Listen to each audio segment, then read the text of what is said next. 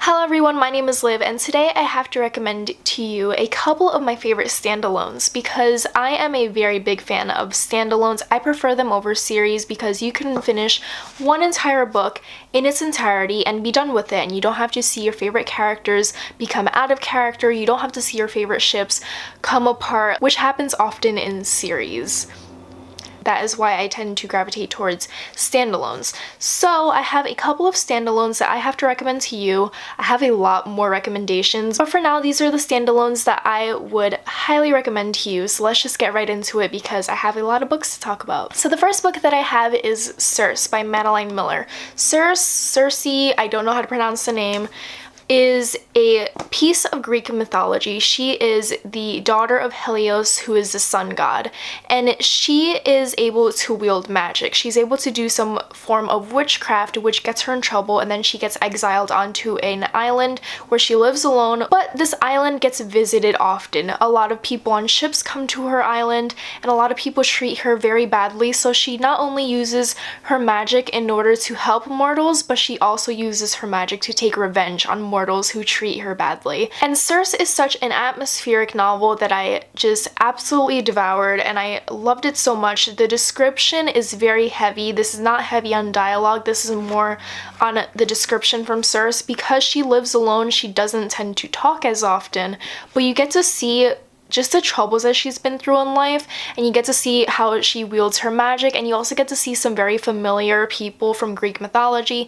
like Odysseus. You get to see Helios. This is a novel that I highly recommend if you want to dive into mythological retellings because this is just so well written. I feel like Madeline Miller really does her research, and she also keeps the core of this myth and makes it somewhat of her own, which I enjoy, and I just loved this novel so much, and words cannot describe how well written this is. This is a very hyped up novel on Instagram and YouTube and stuff, but it's one that will knock it out of the park. The next novel is If We Were Villains by Emma LaRio. I read this book on a whim because I heard a couple people talk about it, and they mentioned that it has to do with theater actors, Shakespeare, and a murder, and I was like, that's it, that's all I need to know.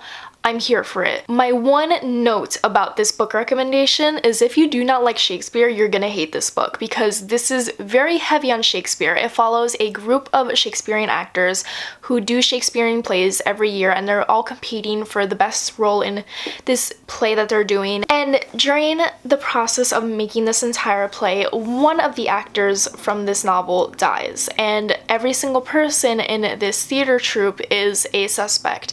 So this not only combines Shakespeare, but it also combines some dark academia, which we always love in this house. And I also really love the fact that these characters let their Shakespearean roles take over their own personality. So their personality mirrors the roles that they receive in the play that they're doing in the current semester that they're in.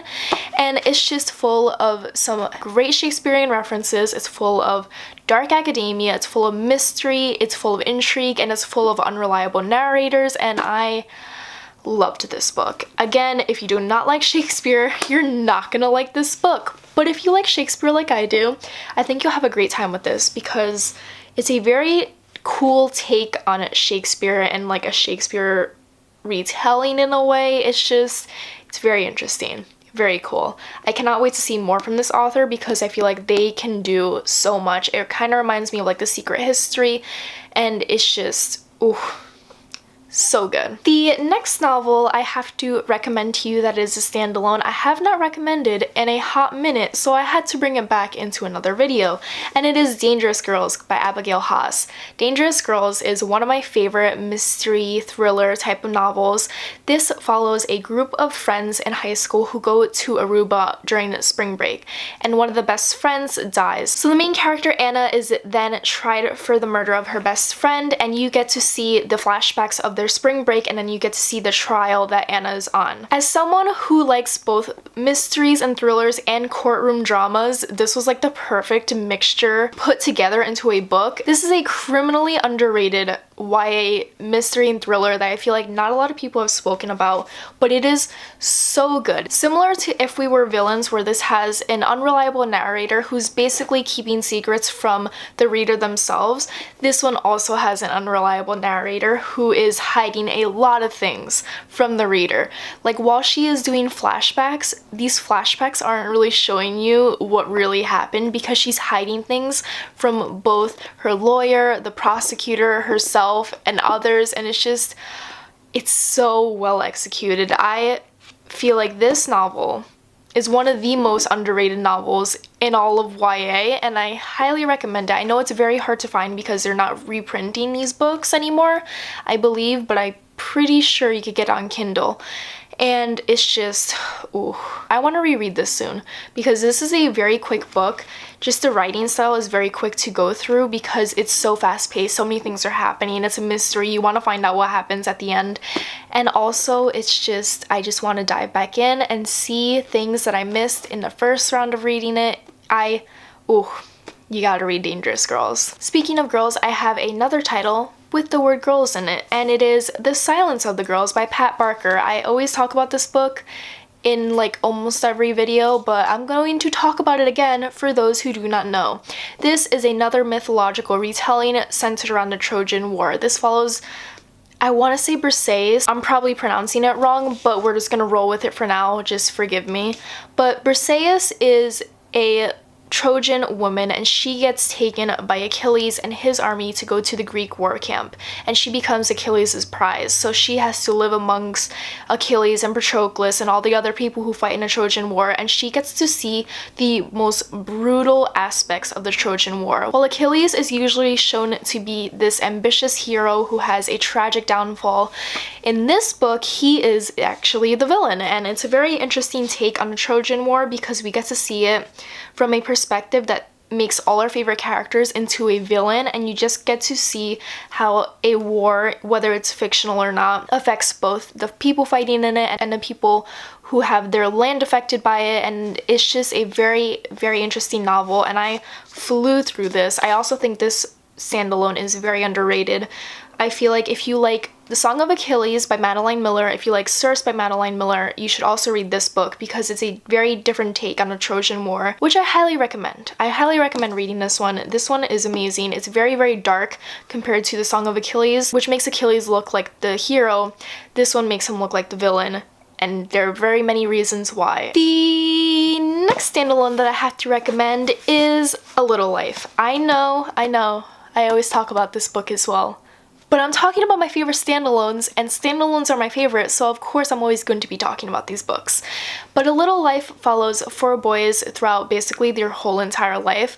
One main friend in this friend group, his name is Jude, and he has a very dark past. He doesn't really talk about it. He's a very shy character, so this book delves into Jude's past and his life as he grows older and how his past directly affects his future, and it's just the darkest book I've ever read. I sobbed multiple times while reading this book. I highly recommend looking up the content warnings for this book because there are a lot of issues and topics that are spoken about in this book that a lot of people would not feel comfortable reading, but it's a book that stayed with me for years now. I read this I think 2 years ago and it's still on my mind.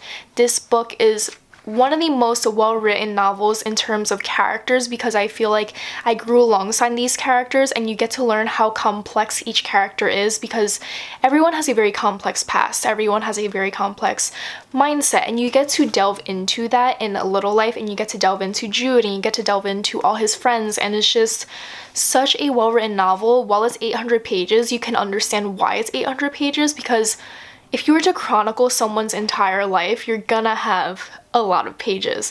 So reading about Jude's life is just very sad and like tragic, and like this is the saddest book I've ever read. But if you're looking for the saddest book ever to read, 10 out of 10 would recommend reading A Little Life and then bringing tissues because I cried in public multiple times reading this book, and it's fine. I'm not over it. I'm fine. Am I?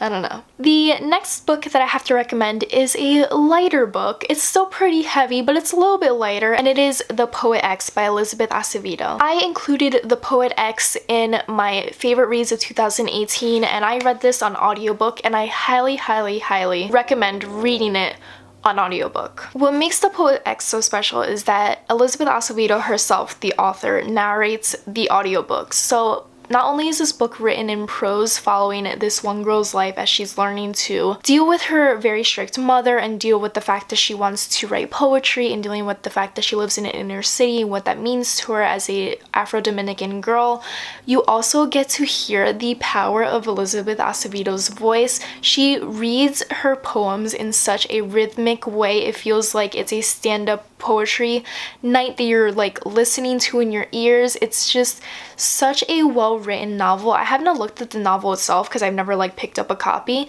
but hearing it was such a trip. It felt like such an adventure, and just her voice is one of the prettiest audiobook narrator voices that I've ever heard in my life, and just her voice alone makes the book amazing. The words are also amazing. The prose, the poems that are in it are just so heart-wrenching and so relatable, but Elizabeth Acevedo just like shines above it all, and I always say oh at the end of all of these, but like all of these books are amazing. I'm just like, oh, I don't know, they're amazing. But if you're looking for a YA book that is told in prose and you're looking for a YA book to listen to, highly recommend The Poet X. It's just so well written.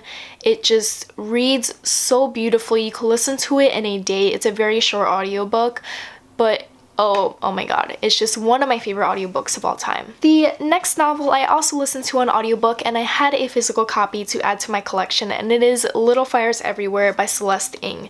If you are a fan of Big Little Lies, I feel like you would be a fan of Little Fires Everywhere because this also follows a very suburban drama. It follows this one lady named Elena. She lives this very perfect cookie cutter life. Her husband is perfect, her children are perfect, but then one day this lady named Maya moves into her guest house, and Maya is the opposite of Elena. Maya is very artistic, she's free-flowing, she's a very go-with-the-flow type of lady, and she's very artistic, and that kind of affects the entire household that Elena has built up and cherished and protected, because Maya's family and her daughter kind of infiltrate Elena's life, and both of their lives combine and like clash, and you just learn so much drama. It's a very interesting book to read because it follows very normal people who live very normal lives, but the fact that these two personalities combine and they clash shows that people's lives can be upended by this, and it shows that these people who try and live very cookie cutter lives can easily fall apart. And it also deals with immigration, it deals with adoption, which is like very much towards the middle of the book, which I don't want to mention because I don't want to spoil anything, but it's a very interesting novel. It's also being adapted into a show, I believe, by Reese Witherspoon herself, because she is a queen of book adaptations, and I support it wholeheartedly. And I also listened to this on audiobook. It was amazing to listen to. It felt like kind of like those fictional podcasts where you're just watching something unfold through your ears and you feel like you're watching a show in your mind. That's exactly what this audiobook felt like. It didn't feel very flat or anything. There was a lot of emotions, and it just was read so perfectly and was amazing. And I probably just described an audiobook like a podcast, even though they're kind of like audio things, but I hope you know what I mean. It felt very much like a performance rather than just an audiobook. That's the word. It felt more like a performance than a regular audiobook, and it was so full of drama. If you love suburban dramas, if you love regular people just having their secrets revealed and having people clash with each other, 10 out of 10 would recommend Little Fires Everywhere. It was amazing. I loved it. And the last standalone novel that I have to recommend is much lighter than all the other standalone novels that I recommended in this video. I realize I read very dark, very serious books, but this one is very lighthearted, cutesy, and summery, and I loved it so much. and it is called I Believe in a Thing Called Love by Maurene. This follows a girl who is in high school, and this new boy, Luca, moves in to high school, and she's like, oh my god, I want to date him, but I don't know how to do that because I'm very awkward. So one day she is watching K-dramas with her father, and she used to make fun of K-dramas. She thought they were cliche, she thought they were kind of recycled, like the storyline is always recycled. But then she realized that she could use K-dramas to her advantage. She could outline the typical things that happen in a K-drama, and she could use those simple steps in order to win over Luca. And she does that. And this book is full of awkward high school moments, full of awkward high school conversations. It's full of college applications. It's full of having a first boyfriend and a first crush and like dealing with all those emotions. And it was such a trip. This is one of the first novels in a while that I've actually laughed out loud while reading, and I just loved it so much because Desi is such a fun main character. She's very awkward, but she's also someone who likes to follow the rules and likes to have a set outline in life. And when she doesn't follow that outline, she kind of freaks out, which like I related to wholeheartedly, both with the awkwardness and the following the list. So reading about her was just so relatable, and I just loved how cliche it was. Sometimes you just need to read a very cliche contemporary novel that will leave a smile on your face. Like, I'm smiling thinking about this novel, and it was so fun. I think I read it in 2 days. It was such a treat, and Maurene can write all the contemporaries in the world and they will just leave a smile on my face because she is such an amazing author and I love her so much, and she's definitely gonna become one of my auto-buy contemporary authors because all her books are cutesy and adorable and I love them so much. And while I do not watch K-dramas, nor do I know like the structure of a K-drama, I felt like I learned so much because of this book, and I feel like if you love K-dramas, you're going to love this book so much, and you're gonna relate to it and laugh alongside it, and it's just amazing. So here are a couple of standalones that I have to recommend. I'm definitely going to continue making these types of videos because I do read a lot of standalones. I do have a lot of standalones to recommend to you all. So let me know if you've read any of these books. Let me know if you read any standalone that you would highly recommend to everyone else. Be sure to like this video. Be sure to hit that bell icon if you want to stay notified whenever I post a new video. It helps not only me, but you as well. And I hope you have a very good day. Be nice in the comments. Be nice to others. And happy reading. Bye!